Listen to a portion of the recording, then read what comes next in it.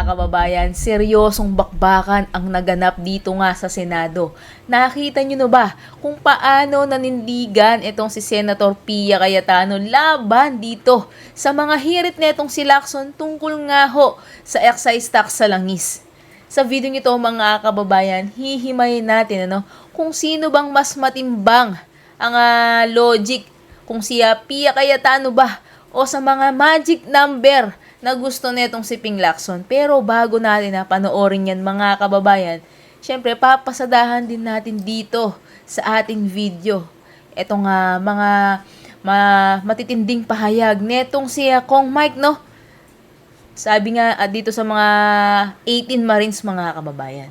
Sabi nga nila, loose script daw itong mga nilahad netong mga 18 Marines. May nagsasabi naman mga kababayan, destabilization lang ang habol. Pero bakit ramdam natin itong gobyerno nanginginig na sa takot? Hindi lang ito usapin ng bilyong-bilyong pisong nawawala. Ito ay usapin ng isang bulok na sistema na pilit tinatago ang tunay na mastermind. Heto pang malupit mga kababayan. Pinalalabas ng administrasyon na itong si Saldico ang boss. Seryoso ba sila mga kababayan? Isang dating congressman, mastermind ng 800 billion pesos na anomalya. Maging si Saldico nga mga kababayan nagsalita na. Hindi siya ang boss, pero malinaw na siya ang ginagawang fall guy ng administrasyong ito. Nako mga kababayan, hindi ko na pahahabain pa itong intro natin, react agad tayo dito sa ating mga video. Pero bago yan, isang like, share, at subscribe. Napakalaking tulong na ho yan dito sa ating channel. Yes. Mr. President, as we're asking DOF to give us a response, DOF and DOE, the response coming from this representation is number one, thank you for that question. I think it's very important para sa mga kababayan natin kasi certified as urgent po ito. So pag pinasa natin to today, tapos I can tell you now na right now yung average, based dun sa formula na nandun sa bill natin, lumagpas na talaga nung $80 per barrel. So, pag pinasa natin to, tapos may process din naman po ito before it becomes a law, right? Syempre, expected ng mga kababayan natin, maramdaman nila dahil pinasa na natin. Tapos, after we pass it, there's a big chance na ang maririnig natin, kasi yung stock na nandun sa kanila, sa mga oil companies, nabili na nila, nabayaran na nila, so uubusin pa nila yon. Alam naman ho natin na yan ang maririnig nating sagot eh. So, tama ho talaga yung tanong nyo na, so kailan nila mararamdaman? O ngayon, antayin po natin yung sagot ng experts because I'm not even referring to that, Mr. President. Hindi pa ho ba yun? It is after we pass this bill into law, Yes. finally approved by the President and ready for implementation. Ang tanong ko po is, 1 month yung period para magkuha ng average. I understand weekly yung ginagawa nilang monitoring. Pero still, it will take them 1 month to determine kung pumalo na siyang $80 or more. And then after that, magmi-meet pa yung DBCC. After their meeting, they will still make or submit their recommendation to the President. And then ikakaskade pa yan, pababa, all the way hanggang gasoline stations. Ang tanong ko po, how much more time is needed para even after the 1 month period na na-determine na more than $80 or $80 or more. Gaano katagal pa yung administrative flow ng yung mga requirements, para tuluyan ng ma-reflect sa mga pumps ng mga gasoline stations? I'll break down the response, Mr. President, kasi first of all, the wording of the bill says that once itong average has reached or exceeded $80 per barrel for 1 month immediately preceding the issuance of the suspension or reduction order. So let's just say pagpasa nga natin ito, everything it's already a law and there has already been a recommendation by the DBCC based on the 1 month preceding. So if the trend continues now, meron na ho tayo na 1 month preceding is already it has already exceeded $80. So that's the first thing I'm establishing. Na in terms of, if itong discussion po natin ngayon is already happening in the DBCC and a decision has been made, pasok na ho itong factor na to, na pwede but na ho we yung have not- 89. We have not yet enacted this into law. Yeah, no, I'm using it as an example, sir. Yeah. I'm using it as an example na if today the law had already been passed and you and I, in fact, are the DBCC members who are On the now assumption that looking at naipasa it. na. Opo, Okay. opo, yeah. Thank you for that clarification. Ang point ko is napasa na, tapos tiningnan nila, uy, as of now, nag-exceed na ng $80 per barrel.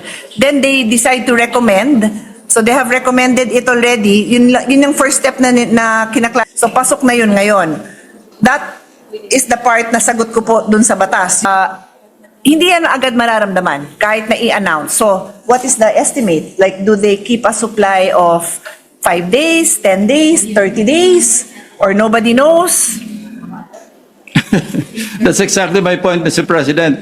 So- We do not know that, no? So that answer, Mr. President, yun na ho yung sagot. Kasi mula nung tinanong nyo how many minutes has passed, hindi pa ho ako mabigyan ng clear answer. Basically, walang makakapagsabi for sure kung kailan.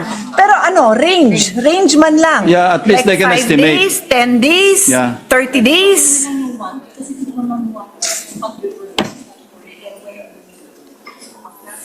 Importante ho yung tanong nyo kasi at the end of the day, it's how people will perceive this, the value to them of this passage of the bill. And if I may just add and fill in the silence as we wait for the answer, this is 136 billion of foregone revenue. What? So kailangan maramdaman ng tao. Yes. While waiting for the response, Mr. President, ituloy ko na yung aking... So may sagot na po tayo, Mr. President. Pero baka gusto nyo pong umupo lahat kasi what we have been discussing in the hearing and in focus is what is the value of this foregone revenue to our people. Okay? And ang tanong nyo is when will they feel it? Ang sagot po ay around 30 to 45 days. Wow. After the 1-month period.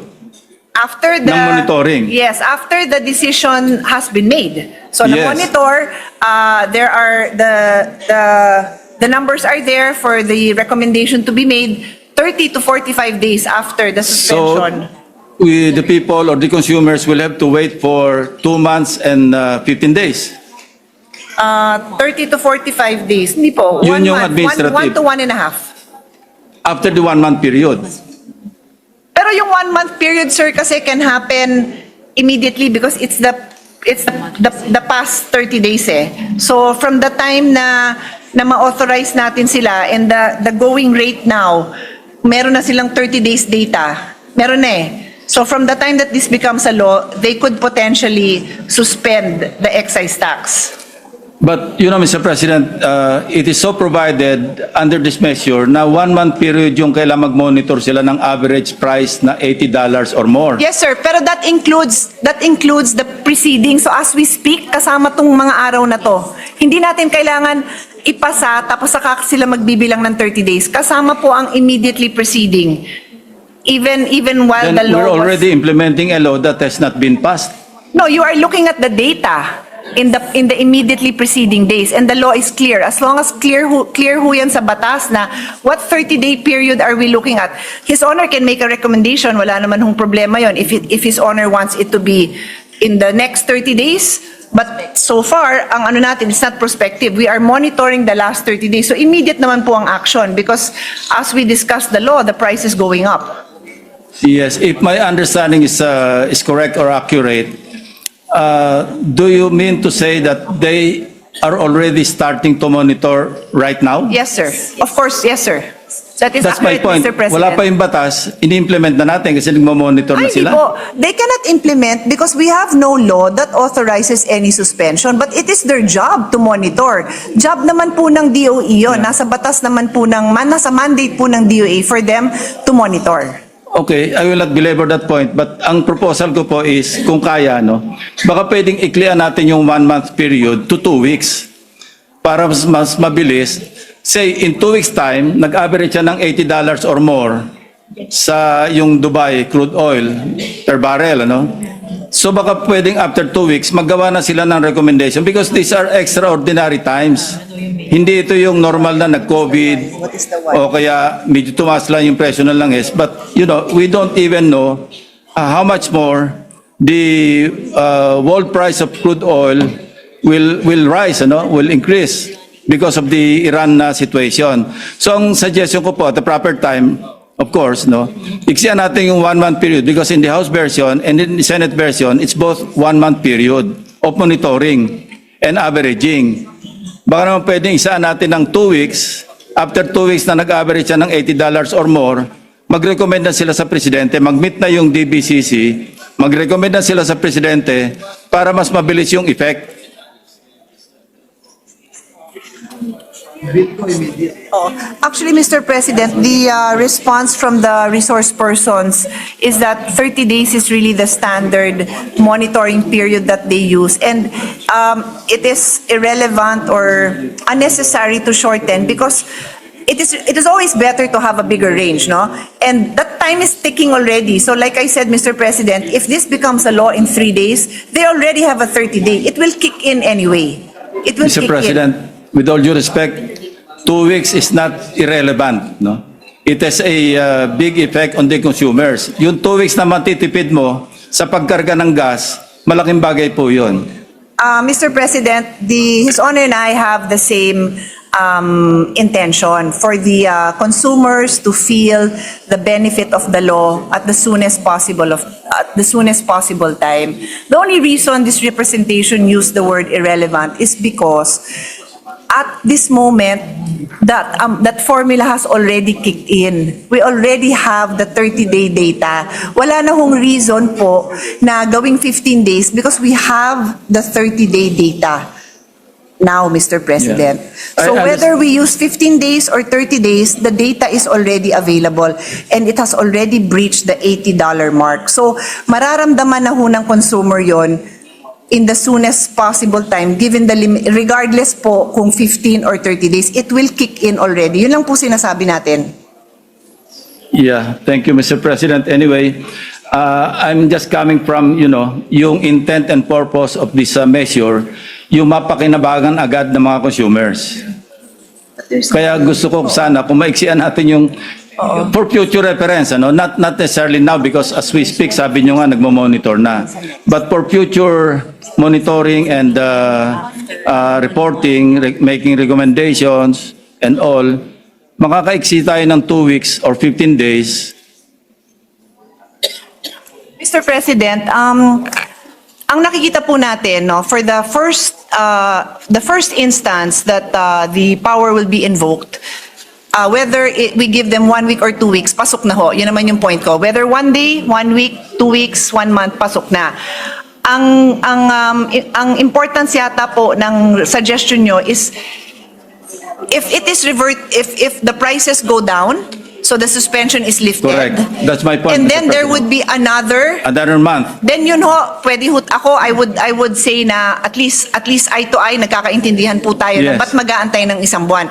Sa akin po, wala hong problema yon. Tanungin lang natin sa mga resource persons natin. So, for the following, the succeeding invocation of the suspension, Yeah.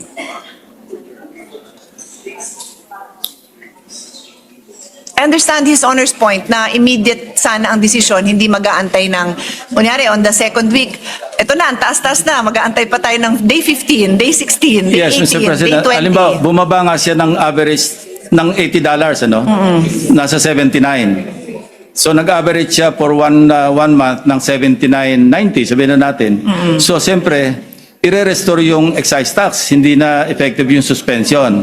And then the succeeding month, instead na we'll wait for another month, gawin nating 2 weeks para mas maikli para mas mabilis yung maramdaman ng consumers. That's exactly my point, Mr. President. So to be clear, Mr. President, it works both ways. Pati ho yung pagbalik ng sin tax, it's only automatic, sin tax, my favorite tax, sin tax. Para ho bumalik ang excise tax na nasuspend, kailangan din ng 1 month. Kasi safety din naman yun na hindi naman automatic na babalik ang sintak. Ay, na mababalik ang excise tax. 1 month din yun bago ibalik. Yes. In fairness to the tax collectors, in fairness to the government's efforts sa tax collection, extend na rin natin yung period na yun from 1 month to 2 weeks din. All right, joining us this morning is former lawmaker Representative Mike Defensor. Attorney Defensor, good morning to you. Hi Karen, Mike lang, hindi tayo abogado. Mike, okay. Oo, Mike pa rin. Okay. Unang-una, linawin na natin talaga, no, once and for all. Ano ba ang papel ninyo dito sa paglabas ng 18 Marines? Every single step of the way, what was your role? Well, Karen, if you recall, when Sergeant Cotesa came out, there were already talks about other former soldiers who worked with him to come out also and to talk about the issues of the deliveries, yung mga maleta delivery. And during that time, marami. There were a lot of retired soldiers reaching out to them, to the retired officials also part of their group.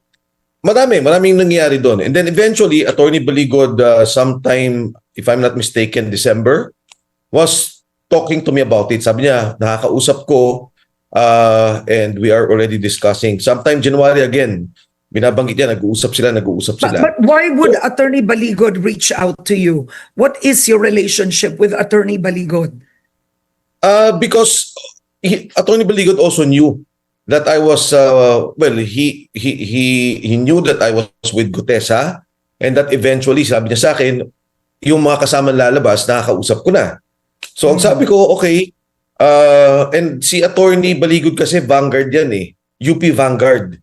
So alam naman natin, in UP, yung mga Vanguard, they're connected with many military officials. So I knew that, he had a strong connection with them. And so sometime, I think, a week before that, sabi niya, ito na, meron na kaming ginawa na may mga draft na ginagawa na sila about the affidavit. Eventually, they said we will be coming out. I think it was also because marami nang na-inform or may intel reports na that there are soldiers coming out, and they said, they were forced to come out that Tuesday. And sabi ko, sige, I'll help kung ano man matutulong ko. I was helping before that, and I was helping during the press conference. And Okay. Did you read the affidavits before you helped them out? Because you kept saying, even when I believe you went personally to the NBI. Tama, no? Yes. Did you Yes. go? You did say you did not take part in crafting the affidavits. Did you read the affidavits? It was just one affidavit that I saw, which eventually came out. Ito yung sinasabi ni Ombudsman Boying Rimulya, and nakita ko naman. In fact, nakita ko to, the signed affidavit, the day before it was going to come out. The afternoon before it was going to come out, I didn't have a copy. I Okay. saw the affidavit, and then nakuha ko lang yung copy after the press conference. So is it right to say, Mike, that you actually assisted, no? Kasi ang sinabi mo, you helped with transportation, that you Yes. assisted the 18 itong former ex-Marines without you really knowing who they are. You did not vet correct. them at all. Kasi ang delikado rin dito, your name is involved, but did you do some kind of vetting process? If Saan you recall- nanggaling ang mga ito? Bakit sila lumabas? Sinong nagpalabas sa kanila? Who is behind them? I mean, I can't imagine just, former Marines just deciding to come out on their own without anybody of some influence, at least speaking with them after what happened to Orly Gutesa. Yes. What happened to Orly Gutesa doesn't inspire anyone to come out. Did you do Exactly. some kind of process? Yes. Well, of course, Karen, first and foremost is Attorney Levi Baligod. He was involved with the Lapoles case. Kilala ko yung background niya. And as I've said, Vanguard siya. Brad siya ng tatay ko, who is also UP Vanguard. And then after that, I cannot name the names, but there were retired officials involved. So meron. Oo. May mga former retired officials involved, and they were discussing about it. And prior to coming out, I met with the two who Sergeant Gutesa spoke with. I spoke with the two who Okay, Sergeant sino Gutesa yun? spoke with. Pakibanggit, sir. Pakibanggit. I forgot the names eh. Basta nung nagkita kami, ang sabi nila, "Sir, naalala mo, nung magkakausap kayo, tinawagan ako at ang sabi sa akin, oy, kapitan niyo yung mga photos, tsaka mga videos na hawak ninyo." Sabi ko, nare-recall ko, kaharap ko siya, but I didn't know who they were. Sabi niya, "Sir, ako yun." Sabi ko, "Ay, ikaw ba yun?" Tapos yung isa naman, sabi niya, "Sir, di ba sabi ni TAP na, oy, suportahan niyo ako. Lalabas ako, magsasalita na ako." Sabi niya, "Ako naman yun." So there were already two that Sergeant Gutesa spoke with. And you know, what they said was actually what Gutesa was talking about in front of me when they were calling his comrades. Okay. Now, the two retired officials who you say were behind, no? Is it correct putting the 18 ex-Marines together or supporting them? Tama? Yes. Yeah. Okay. I think Were the they soldiers were... Ano Former sila, Mark? Marines? Were they former congressmen, former No. military officials? Sino sila? Military officials. There were former Marine officials who I think served at some point with some of them at kinikilala nila. And sila yung, I would think, no, sila yung naging conduit with Attorney Levy Baligod. And also si Attorney Levy Baligod has been closely working with these officials in the past. Okay, because what got very confusing as everybody watched that press conference, number one is the 18 ex-Marines actually, they hit on everybody at, you know, it was, Correct. nobody understood anymore what was the point of the expose, right? So you had from former Speaker Martin Romualdez to Laila De Lima to now during Duterte's time to Speaker Lord Alan Velasco to Representative Jervy Luistro. So ang tanong ngayon, teka lang, sino ba talaga? Anong punto nito? So, No, Mike, Karen. what is the point? What is the point? Yeah. I think, Karen, that is precisely the point. The Marines have no malice in coming out with what they're saying. Number one, I heard the report that when Boying Rimula came out, sabi niya, panahon niya ni Lord Velasco, panahon niya ni President Duterte, and I'm happy that he admitted the truth to the deliveries. I think that's the main point. As to whether it would hit Lord Velasco, as to whether it would hit the others, I cannot anymore determine that. Ang problema nga, Karen, many people would call me and say, bakit ako nadamay dyan? Bakit ako nasama dyan? Inosente ang sinabi ng mga sundalo. They were talking about what they witnessed. They're talking about what they see. And Karen, if you recall, ang unang sinasabi ng gobyerno, and up to now, that is the narrative of the government, Saldico is the mastermind of the corruption in the Philippines. Siya yung nagnakaw, siya yung head ng flood control scandal, siya yung gumawa ng pera sa basura. Siya yung pinuno o mastermind ng lahat ng to. And ito ngayon yung mga tao niya. Yung mga tao niya are saying, we delivered to this person, we saw and we witnessed this person getting money.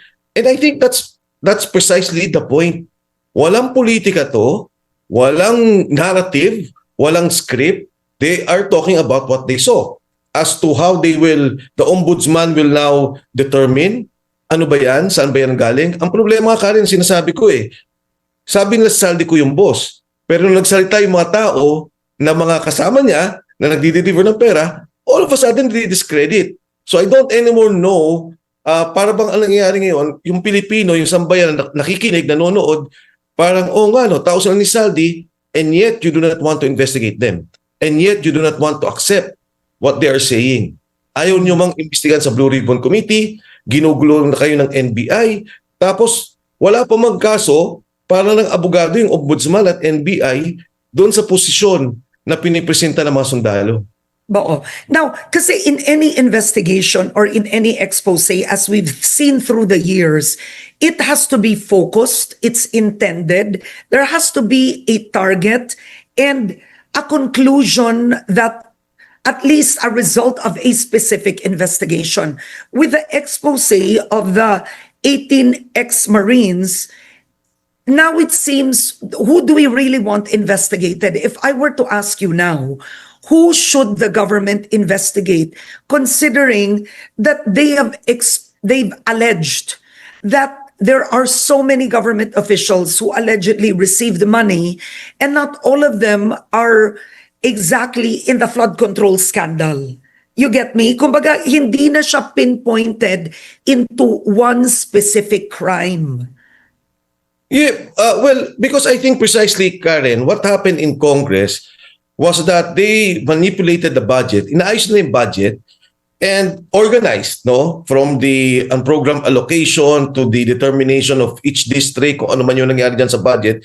Tapos may mga delivery.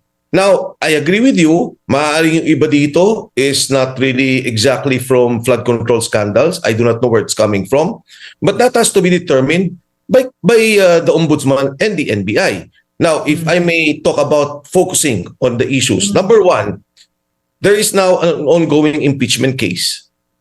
Si Congresswoman Luistro is included in the list of those given money, including some members of the House Justice Committee. I think it's only fair na tingnan to mga taong to. Because di ba, while it is not yet the court, kahit yung fiscal o yung prosecutor, you can ask for a change of a prosecutor. Because alam mong tainted, because alam mong may nangyari na in the past, and they were given money to do or to act on a certain agenda, like impeaching the Vice President, which is happening now again. Pangalawa, ano ba yung delivery dito na sinasabing malalaki? Number one is the ICC.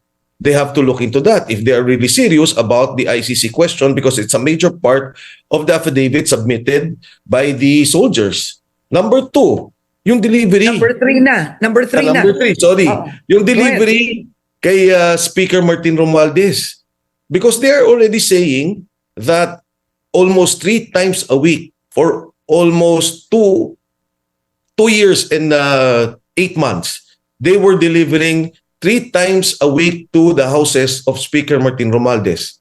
They were delivering to Aguado, to Forbes, at dun sa mga lugar identified as the houses of Speaker Romualdez, including the townhomes.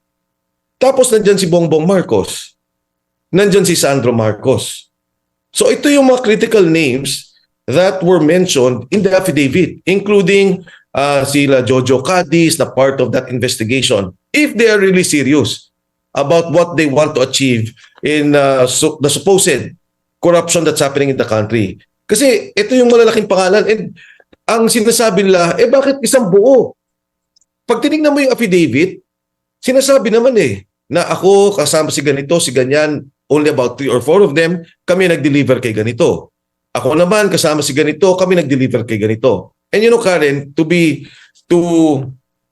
if the ombudsman, really wants to establish yung corruption about this, the crime, or the NBI would like to establish the crime, kahit naman sulat lang they can do a motu proprio investigation and look at the allegations. Tingnan nila talaga ano yung krimen. Pangalawa, very critical yung sinasabi ni Saldico. Kasi ang hirap nung sinasabi nila na, kunyari, sinabi, yung mga sundalo, wala naman sinabing crime. Totoo. Delivery ng pera ang sinabi ng sundalo. Pero kung sinasabi niyo si Saldico yung head ng crime, siya yung mastermind, then we have to put it together.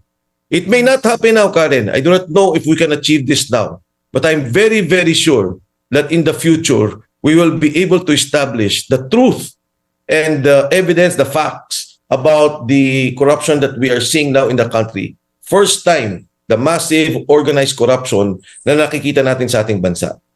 Now, you've talked about, actually, you've enumerated 3 clear points, right? 3 clear points on what the heart of the affidavit is.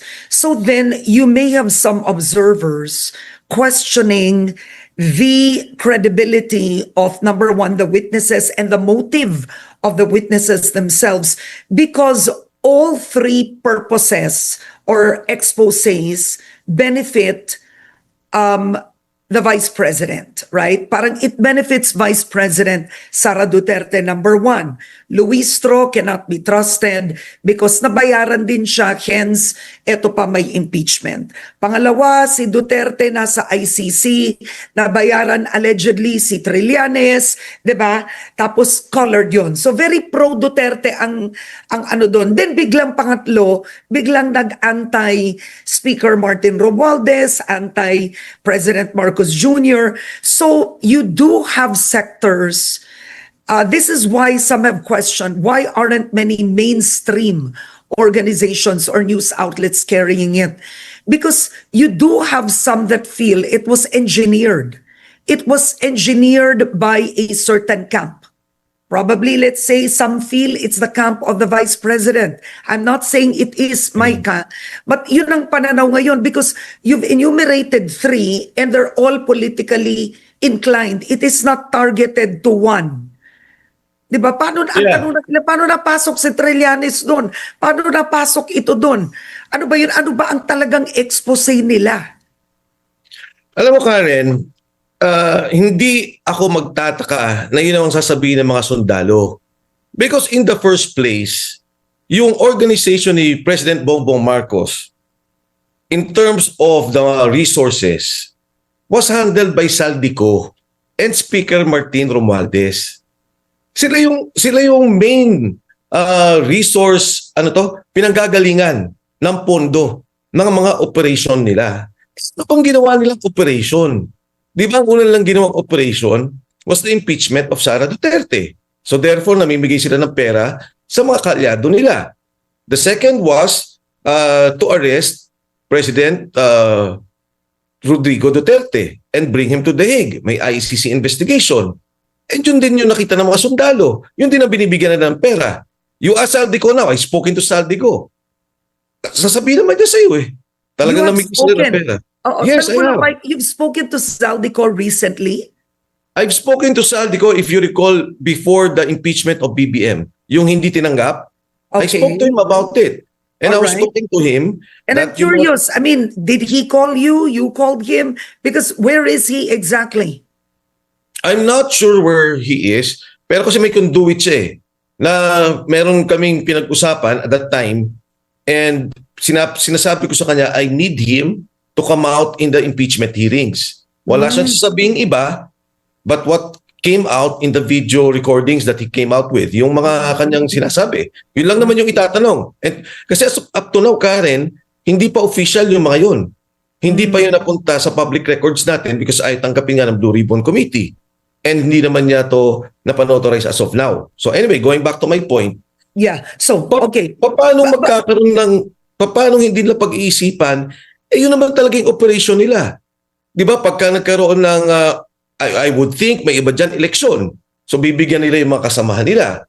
Pagka nagkakaroon ng break, tinatanong ko, sabi ko dun sa mga sundalo, bakit ba may binibigyan kayo sa townhomes ni Martin Romualdez?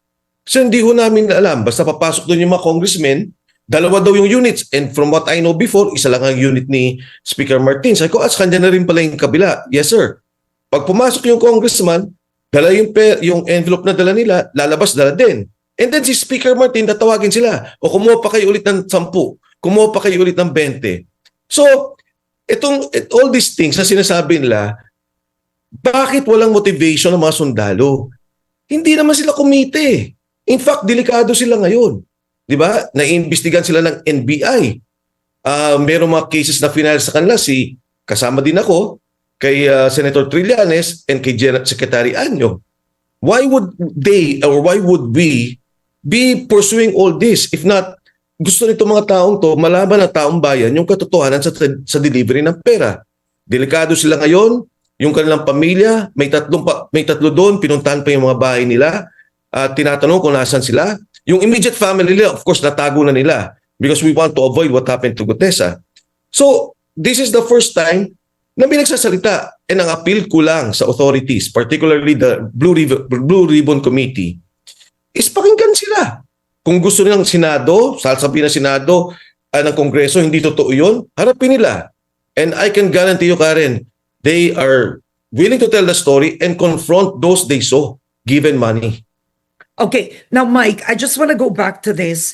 Did you ask Zaldico to be a witness for Vice President Sara Duterte in case the impeachment trial, in case the impeachment reaches the Senate and it becomes a full-blown trial?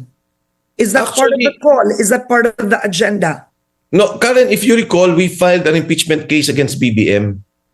So I told him, kasi meron doon yung mga 25 billion that he accepted money. So yun ko siya tinanong na kung pwede, dito sa, if and when we are called to a hearing, that he becomes a witness to the presentation. Okay, isa yon. Doon yun sa kaso nyo laban kay BBM sa Yes. Pangulo.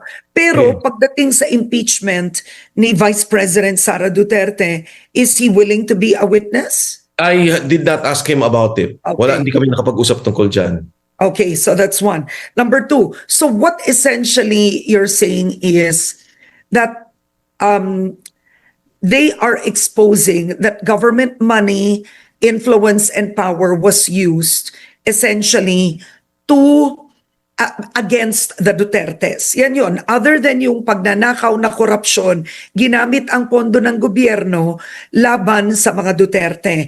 Kay Vice President Sara Duterte at kay dating Pangulong Duterte. Ganun ang overall theme. No, there are two particular cases relating to that. The impeachment and then also the case of the ICC. Pero madami naman dito, nothing related to that eh. 'Di ba? Yung may binigay silang pera, nagpunta kaming Ilocos, nagdadala kami kay Martin 3 times a week. Hindi ba tayo interesado na ang sabi ng mga sundalo 500 million to 4 billion maximum. Nagdi-deliver kami kay Speaker Martin Romualdez 3 times a week. Meron pa kaming delivery separately sa Aguado 3 times a week. Hindi ba dapat interest natin ng lahat? Hindi ko alam kung saan napunta yun, kung panlaban ba yun sa politika, if it was against Duterte or not. Pero pondo natin yun eh. If there is a delivery of 3 times a week starting from September of 2022 until about, I'm not sure in 2025, yung exact date, hindi ba dapat interesado tayo na bilyon-bilyon yung pera na nakikita nila at ang alam natin at ang hinala natin dahil yun din naman ang sabi ng gobyerno galing kay Saldico na ito ay galing supposedly, allegedly sa korupsyon ng ating pondo. Okay. Now, what do you make of the fact that Senator Ping Lacson, he cast doubt on these allegations because he did the math and supposedly in doing the math, lalabas daw na 805 billion pesos in cash stuffed suitcases ang perang na-deliver. So he says he considered it an insult to intelligence, right? Then he said that would mean it's 800 metric tons of weight, requiring 13,000 large luggages. In effect, he says it's impossible, you know? Itong mga sinasabing figures ng mga Marines. What's your take? Alam mo Karen, if we compute 4 times a month sa 1 billion na lang, that's 4 billion a month. If you put it together in 12 months, that's 48 billion a year. 1 billion lang yun 48 billion a year. So let's put it at 2 years na lang, 3 years, para mas madali natin i-compute. That's about 48, 96, siguro mga 130, 140 billion in total. That's only at 1 billion. Hindi, whether it's 800 billion or 2 billion or 4 billion, I think we have to really listen to them, look at the evidence, at pag-usapan ano ba yung delivery na yun. Remember, si Pangulong Erap nagkaroon ng kaso at 4 billion pesos. Si Pangulong GMA nagkaroon ng kaso at 300, yung the total fund nun ng PCSO, 360 million pesos. Ito, isang delivery, isang buwan na lang. At 1 billion, it's already 4 billion. You're talking of one delivery in one place. If there are already 2 deliveries, that's what, 260 billion? I mean, para bang sa umpisa pa lang, pinapasinungalingan nyo na yung sinasabi ng mga sundalo, ni ayaw nyo pakinggan. Diba? Kausapin natin, harapin natin, then let's see and let's compute. Wala naman yun sa affidavit in the first place, yung 800 billion. Oo. Mike, it's interesting that you went back to history, and I think it's important to remember that former President Erap Estrada was impeached for less. Former President Gloria Macapagal Arroyo was impeached for less. Not impeached, was nakasuhan for less, right? Yeah. Charged for less. And you also have the Vice President right now who is charged for less. So, Yes.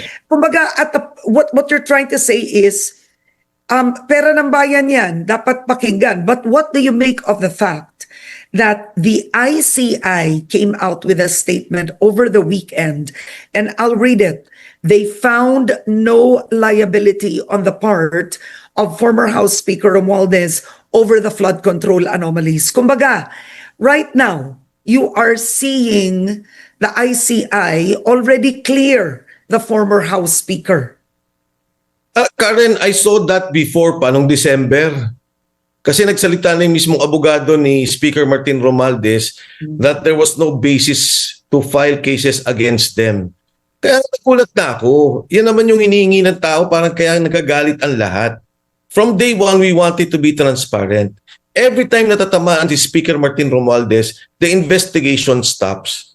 The time that he was invited to the ICI, wala. We didn't know what happened. He just submitted the affidavit. But I saw that. I read about the affidavit. Tapos parang wala na. In the committee, Blue Ribbon Committee, always they were citing yung parliamentary courtesy. That's why they didn't invite him. Wala. Wala mangyari dyan. Alam ng tao at galit ang tao sa nangyari. Up to now, since December, sabi ng Pangulo, may makukulong. Walang nakukulong. Lahat ng itinuturo, sabi nila si Saldico ang may problema. Nung nagturo na yung mga tao, in fact, sinabi ko nga there are deliveries to Speaker Martin Romualdez. Imbis na pakinggan nila yung mga Marines, immediately, outright lie, impossible, not true, credibility, not true. Para bang, di ba, Karen, if you file a case against a person, pupunta ka ng fiscal. If you have enough evidence na para bang may basis, then maglalaban kayo sa korte. Then it's where the other side will say, mali yan. Yung credibility nyo is shot or there's wrong with what yung evidence na you're presenting. Dito, umpisa pa lang You have people talking first-hand information, they have personal knowledge, sila yung nag-deliver, may picture sila, may ledger sila, and yet, from day one, stop. Lalo-lalo na pag si Martin Romualdez ang nadamay. So my last question, I think we don't have enough time, 2 minutes left, but are you still optimistic? I mean, just hearing yourself right now with what you've said, umpisa pa lang, kinlear na, ayaw pakinggan, sinabi na sila ng NBI, ikaw din, sinabi na, pumunta ka ng NBI, you have the ombudsman already stating that this happened before, during the time of Duterte, and the ombudsman criticizing you as well. Let's not forget that. Kahit papaano, meron pa rin. I mean, do you still believe in any sense of impartiality at this point? Frankly speaking, I mean, be honest. No, I think, I'm being honest, yung impartiality, the justice that we're all, not only me, I think the Filipino people, lahat nagsasabi, we want to see this, we want it to be transparent, wala kaming judgment on all these things, but it has to be on record. And people have to know ano ba yung nangyari, and you have to call on the others. Ito hindi nakikita ng taong bayan. So it's not just me. As to whether we will continue the fight, definitely. I think I embody the sentiment of many of the Filipinos na nakikita nila may mali, may corruption, may dapat may malagot at may pera na dapat masoli. And politically, morally, this is the correct thing to do. People should speak out. Marami na nagsasalita, marami panlalabas. At naniniwala naman ako in the end, they cannot hide it. They cannot set it aside. Eventually, lalabas ang katotohanan. At naniniwala ako, itong mga sundalong to, from Gutesa to the 18 Marines, walang motibo to, wala tong objective na kung ano man, nagtrabaho lang sila, at nakita nila na ito pala yung pera ng korupsyon na binabanggit at alam nila yung nagiging epekto nito at nakikita nila sa mga Pilipino. From PhilHealth funds being taken, nababaha yung mga tao, maraming namamatay. Ito yung mga epekto na nakikita nila. Okay. Is the Vice President in any way supporting your cause or the 18 Marines? The Vice President gave a statement, nabasa ko yun, na sinasabi niya, pakinggan nyo yung 18 Marines. But I have not spoken to her. I've not met her about it. We have not discussed anything about it. Hindi ko pa nga siya nakakausap for the longest time. Pero, for me, itong lumalabas na to, it's not just a concern of the Vice President. Ang tingin ko concern niya dito personal because nakita niya paano inoperate yung tatay niya, si Pangulong Duterte. But more importantly, I think yung taong bayan. Dapat makita nila kasi Karen, if this continues na kaya ng Kongreso, ng Committee on Appropriations, alongside with the Senate, na ayusin yung budget natin, tapos i-organize yung corruption, kawawa tayo. Walang mangyayari sa ating bansa. This is the situation that we will see in the future na imbis na natapos sana yung subway, kinuha yung pera, nilagay sa iba. Imbis na, for example, now we're talking about yung gera, tumataas ang presyo. Kung yung palang pondo nilagay sa tamang irigasyon Alright. para dun sa ating mga magsasaka, these are all directly affecting us. And sabi ko nga sa mga liberal, kung si Pinoy buhay ngayon, nagwawala na rin yan. At kasama ko na isa sa nagsasalita tungkol dito sa problemang to. All right. On that note, I want to thank you. We don't have enough time, but we can speak again. I want to thank you so much for joining me Right. today. House lawmaker, former House lawmaker, Mike Defensor. Thank you so much for joining me, Mike. Let's continue our discussion on the cash delivery claims of former Marines. We now have with us NBI Director Melvin Matibag. Director Matibag, magandang umaga po sa inyo. Magandang umaga po, Ma'am Karen, at sa milyon-milyong na tumatangkilik na yung programa. Good morning po. Salamat po. All right. So 12 of the 18 Marines have already responded to your subpoena. And did they go to the NBI directly? Ma'am, ganito po. Actually, it's 18. Una po, 16 yung dumating. Tapos on the second call po sa kanila, 18. Yung pong 12, yung po yung everybody already issued their individual statements po. Yung sa interview. But when it's time for them to sign their official statements, only 6 signed it, 12 hindi po pirma. Hindi po nagpirma So yung 12. anim lang. Sa 18, anim lang ang pumirma ng affidavit nila. Parang ganun. Opo, kasi ang naririnig ko, ang sabi sa akin ng mga ahente po natin, nung pipirmahan na nung iba, nung 12, si Attorney Balicod, the lawyer who represented them, objected because he wants to review the statements. Okay. Pero yung the statements na binasa na when they're about to sign, yung 6, nakapag-sign na. Kasi ang nangyari po dyan, they were interviewed separately, iba-ibang table yan. So we advised them na dapat marami sana yung lawyer.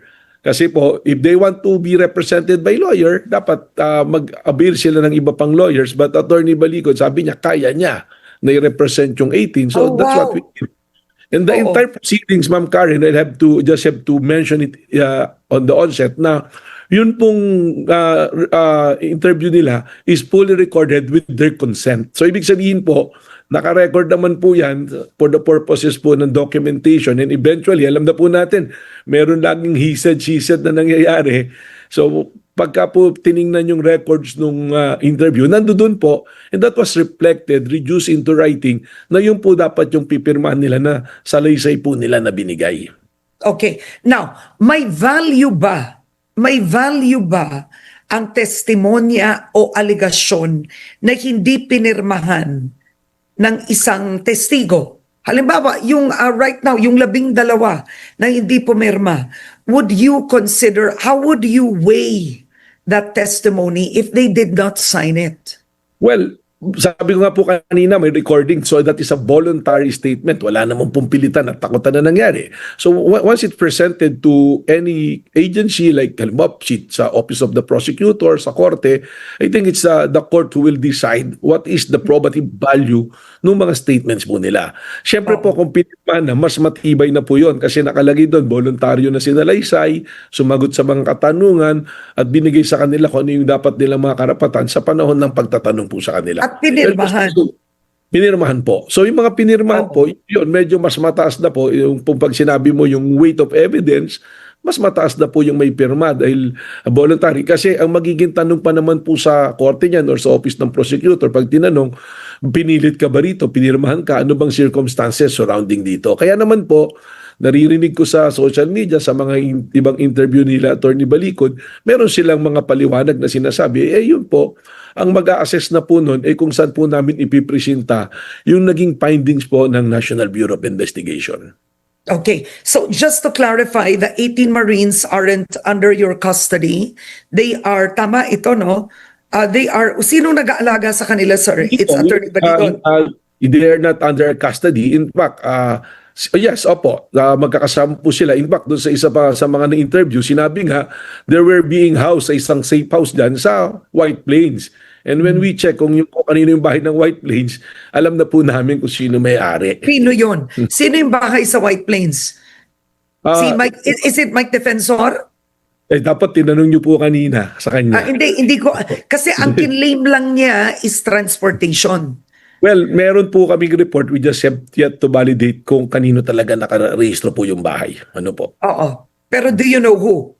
Yes, we have given the information. We just like to be 100% certain kung kanino po yung bahay na yon. Okay, Pero does nagkakita it, mo doon sa isa sa mga Marines po yon na sinabi na nandoon sila at sila yung magkakasama noong January pa po.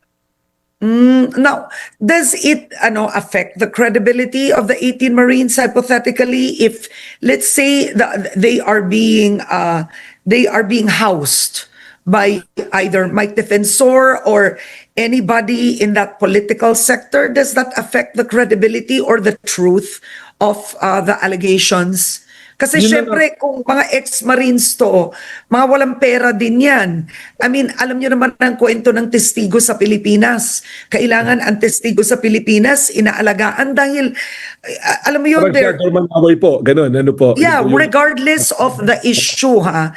I mean, in my 32 years as a journalist, ang testigo sa Pilipinas, lumalakas ang loob. Kapag alam niya kahit papaano, alam mo yun, hindi siya mamamatay, protektado siya. It's Ano naman po yun? practical. Well, Does tama it naman po matter? yun. Kahit po sa fold ng government, meron nga tinatawag na Witness Protection Program eh. Yung po yung legal na pamamaraan. Ngayon po, yung sinasabi nyo, tinatanong nyo kung naapektuhan yung kanila pong credibility, doon na nga po natin tinitingnan. Kaya po tinatanong, kailan pa ba to? Kailan kayo magkakasama? Yung pong sinasabi kanina ni former Congressman Mike Defensor, pag pumunta ka sa piskalya, tinapatawag agad. Hindi po totoo yun. Alam nyo naman po yan, lahat tayo nagkaso eh. Pag nagkaso ka, ikaw muna unang tinatanong, ano ba yung reklamo mo?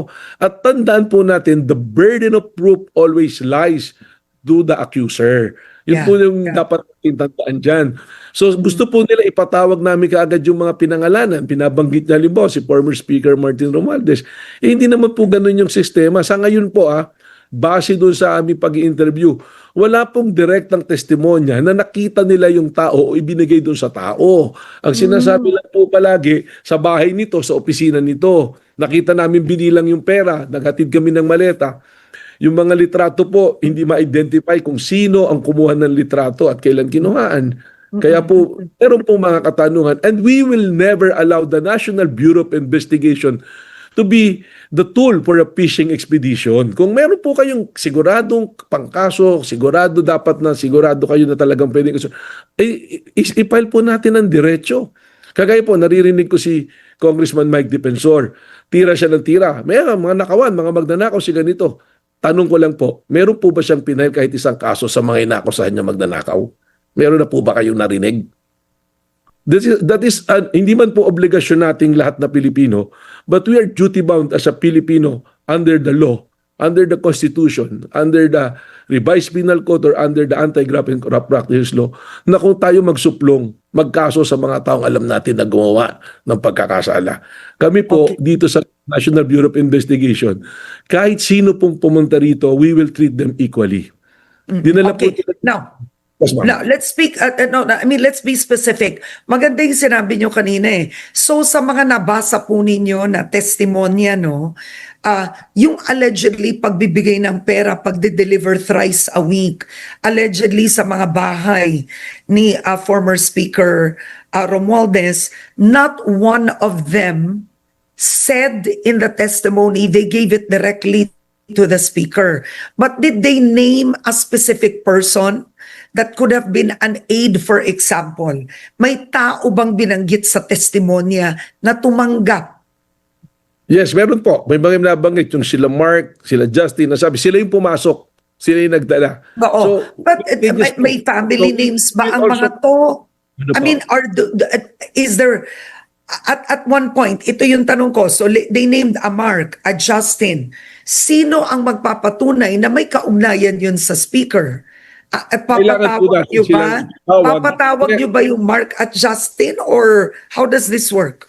Ama po, pagkatapos po naming mabalidate kung ang kanilang testimonya o pagtuturo sa mga tao ay talaga namang meron pong basihan, may ebidensya, papatawag po natin. Katunayan po, ma'am, yung pinangalanan po nila na air taxi, kagaya po nun, we sent as a pinadusis tecum. Nagpadala ng kasagutan sa amin that never in their logbook or in their log na nagkasama sa flight si Sergeant Sergeant Bolte at saka Sergeant Tube at saka si Saldico. Ebidensya po yun. But then why would they Sumulat po admit? I mean, sumulat yan po- din ang tanong ko. If you were a company like Air Taxi, I mean, why would you admit to something like that too? On record po yan, ma'am, kasi po may protocol po ang Civil Aeronautics Board at ang Manila International Airport Authority. If you recall, ma'am, I work in the Manila International Airport Authority before as general manager. Wala pong tumitake off lumalanding kahit chopper lang dyan na wala pong mga pangalan ng pasahero. Lahat po yan ay inilalag po. And other than that, meron din po kami mga binanggit nilang lugar na pinuntahan nila ng mga private villages. We also issue sa pinadusis tecum kung merong mga ganitong pangyayari. It was not confirmed. Wala pong ganun na sinasabi. So, mas marami pong doubts. That's why sinabi ko po kanina, hindi ko po papayagan yung ahensya na gagamitin ng mga nagrireklamo na kami ang maghanap ng ebidensya na ganyan. Kasi kami naman po yung hahabulin. Kami naman ang mananagot. Pero hindi ba trabaho ng NBI maghanap ng ebidensya? I mean, I'm curious. It's like the FBI, right? The FBI is proactive in looking for evidence once they feel that a certain individual is committing a crime. Yes, right? ma'am. We've seen it in so many documentaries. Hindi nyo ba trabaho yun?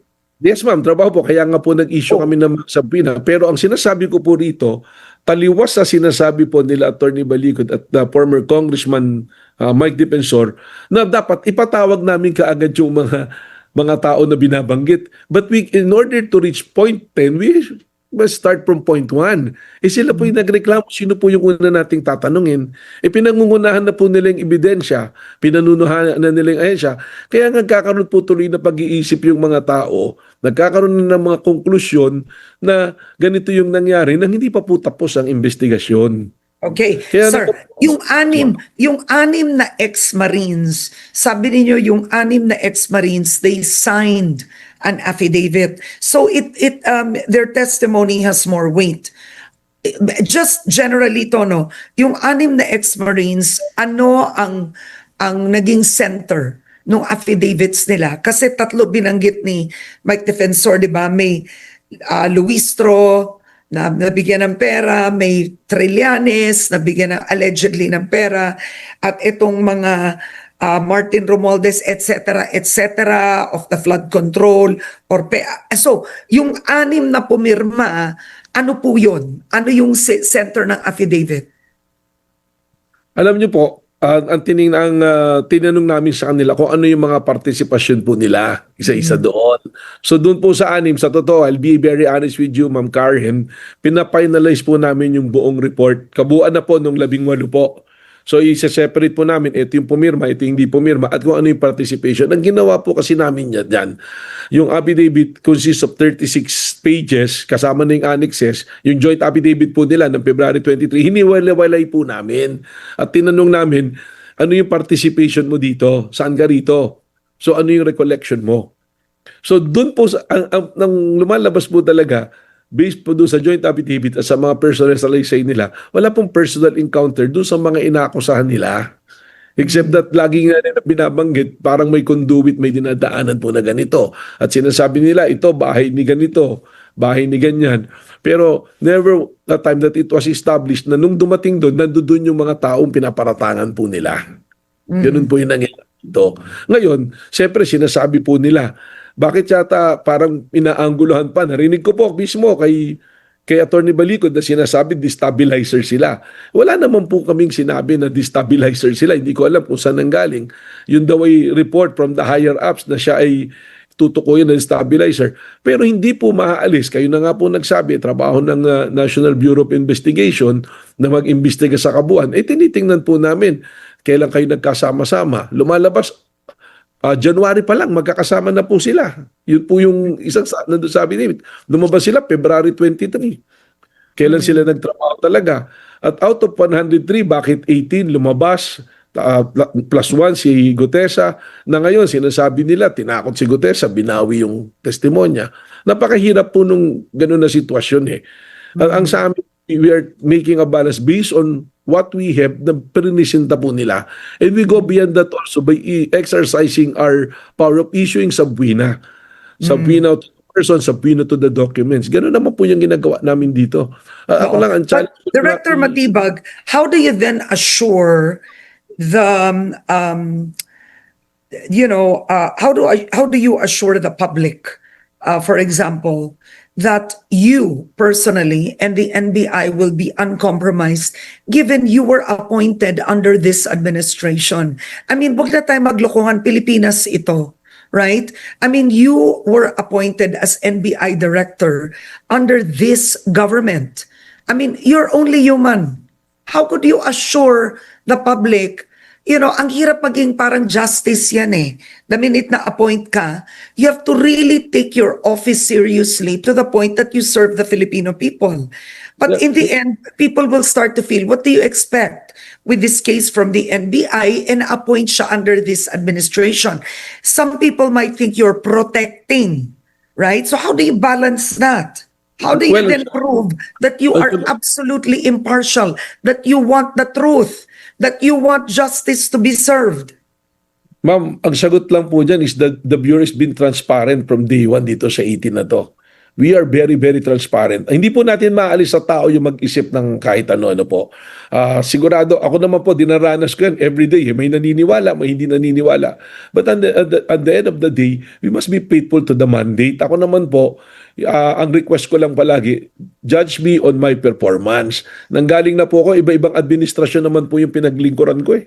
Naglingkod po kay Pangulong former President Gloria Macapagal Arroyo, kay former President na Rodrigo Duterte, ngayon po sa administrasyon na to.